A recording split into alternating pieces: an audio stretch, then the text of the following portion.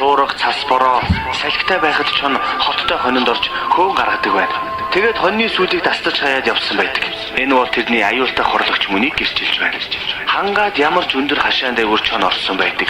Хашааг сүүл-сүүлдээ улам өндөрлөн барьж байна. Тэрч байтугай чон жижиг малын пин бүх өвлжөөний сарвчны дээрээ цоолон орж мал эцэн явдалч бий. Мөн хашааны ард хураасан хөвцөн дотор олон хоног оргинон малын хашаан доогуур нь орж идээд байсан явдал хүртэл гарчээ. Энэ мэтээр үзэхэд чон ер нь муухан хүнээс дутуугүй зайлмих хулгаан гарахтай байна. Харин ямар нэг том мал алуу, үхэр, тэмээ, сарлаг зэрэг нь чонтой сүргээрээ тааралдвал түүний азраг, бух, орсон буур бол сүргээсээ чонд үл идүүлнэ. Азраг бол чоныг сүүл хийдэг юм. Хөлөөрөө завчин, самардан, хазан, хайрч тангарна. Хамгийн аюултай нь хөөн гүйцэд хим хөшгөлнө.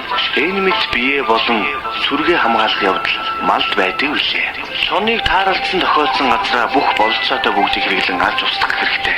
Чоныг монголчууд маш олон янзаар агнан устгасаар иржээ. Үүнд орой түүнийг гөрөөнд гарах газрыг отож ална. Өглөө буцах замыг өгтөж амдан сахи арга хэрэглэнэ. Түүнийг явах магад гэсэн газар хавх тавих. Шинэ гарсан хэсгийг аль бололцоотой газар нь очиж сахи аргаар ална. Хавхыг сэвдээч тавьж болно. Тэгтээ хавхыг аргамжина. Чиргүүлэг хийн, чон хол явахгүй. Чонны заавал явах газар хор тавих арга хэрэглэнэ. Мөн сэгдээр тавина. Үргэлгээр алж бас болно. Хөвцөн газрыг олж ална. Өөр төрлийн амьтыг агнаж явахдаа чоныг хамт агнах хэрэгтэй. Орой харуу брид чон шиг болох юм уу? Адилхан дуурган дуудаж хууран авчиж алах явдал бий. Хангай газрын үргэлэг бол хоёр янз байна. Олон хүний хүчээр үргэн нөгөө арга нь цөөн хүнтэй бол маш урт олс утсанд бүчмэт улаан давуу үйж маш урт хэмжээний газар зэлэн татна. Тэрнтэй тулгарсан ч дагаж тавхина. Ингэж дагаж тавхыг тосож буурдан алдаг. Хонь ямаа хөдөө аваачиж үйж оройхон отож байгаад алдагч арга байна. Морины хурдаар бас хөөж алж болно. Урд чон алхаж зориулсан чонны хүрэн гих зэрэг тусгай сургуультай сайн морд байлаа. Тэр морийг чон хөөхөс өөр уналганд хэрэглэдэггүй. Тэр морь бол чоноо гүйцсэн яг зохихыг тааруулах хотоон сун өгдөг. Бас өөрийн биеэ сайн хамгаалдаг болно. Бусад хурдан унаагаар хөөн алж болно.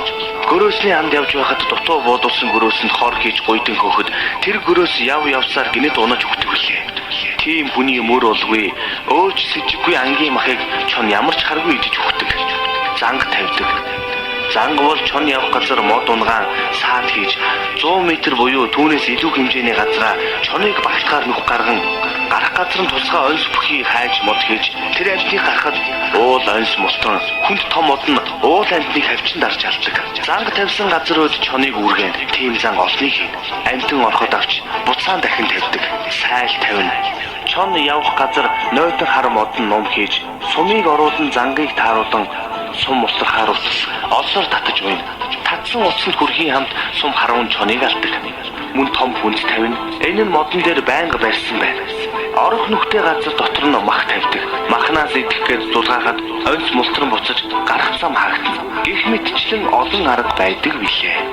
Хангай хөвчийн анжид дээр тооцсон аргуудыг хэрэглэн чоныг намсаар ирсэн.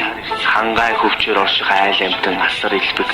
Олон төрлийн ангаар арвин баялаг болохын дээр хорогдох, шивэлэх, бартааг дагаж хэв талын чонуудаас хүртэл ямар нэг шалтгаанаар ирсэн зэрэг учраас хангаан чон олон болсон бололтой үзэгддэг.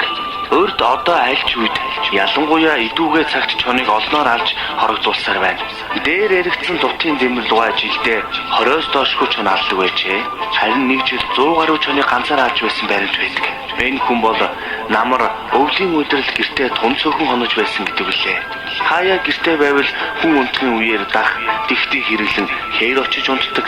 Ёстой нэг чоны аранг хүн байсан юм. Энэ хүн ганц чон бус ам бүрийг чадамгаа агнаж байсан алдарт сайн анчин байсан. Ер нь урд одоо чон олныг алдаг анчид олон байсны гадна ядуу доройхон анчны нэг байсан би хүртэл ан хийх болсон цагаас эхлэн одоо хүртэлхийг бодоход хинти, төв, булган, хөвсгөл, говьалтай, ховд, завхан, өмнө говь, дорн говь зэрэг аймагуудаар голчлон морьтой, тимээтэй явган буюу хаяа нэг машин дээр дайн явж 50-60 орчим чоныг үргээх, сэг сахих, хавах, тавих, үдэш өглөө бүх замыг тосох, хөөх зэрэг аргыг хэрэглэн агнасан юм. Энэ агнах завсраа би хүний машин дээр дайн явж сэлэнгийн солгой талд тэргийн хөндийг идэхт нэгэн сүрэг 60-аас 70 чоны дунд хурдан орлоо.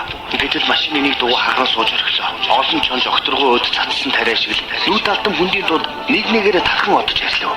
Их сансан газар 3 хоног хоосон хоног ихчийн үлгэрээрж тэр олон чонноос дайчин болж явж дөнгөж хоёрхныг авч хоцорлоо. Энийг бодохоор одоо хүртэл надад харамсалтай санагддаг юм. Манай оронд жирийн чонноос гадна бас өөр хэдэн төрлийн чон байдаг гэж хэлэлцдэг юм. Алтай нуруугаар шагал гэж манай энэ чонноос арай жижиг нам чадлагтай чон байдаг. Бид 1952 онд түүгээр явхдаа Алтай Майнтын давааны цаа талд нэг хүн шагал алаад байсны арсыг авчирч улсын төв музейд шилжүүлсэн. Алтайн цаадах эст махны орчмоор хаяа нэг чон явдаг юм. Тэнхийн зарим чон идэвшлэн явсан отродын ямаанаас нэгийг бариад түүндээ чирэгдэн явж цэргүүдэд буудуулан алуулсан удаа байдаг. Түүний гидсийг хаглан үцгэд дан зарцаа огтоор хоолон явсан байжээ. Үүгээр үзвэл бас ийм ядарсан дорой чонж байдаг байна. Хөвсгөлийн хойд хэсэг болох их тайх өвчд цөөвөргөдөг чадал их бие жижиг чон байдаг бөгөөд хүнийг идэх санаа жагуулдаг болтой.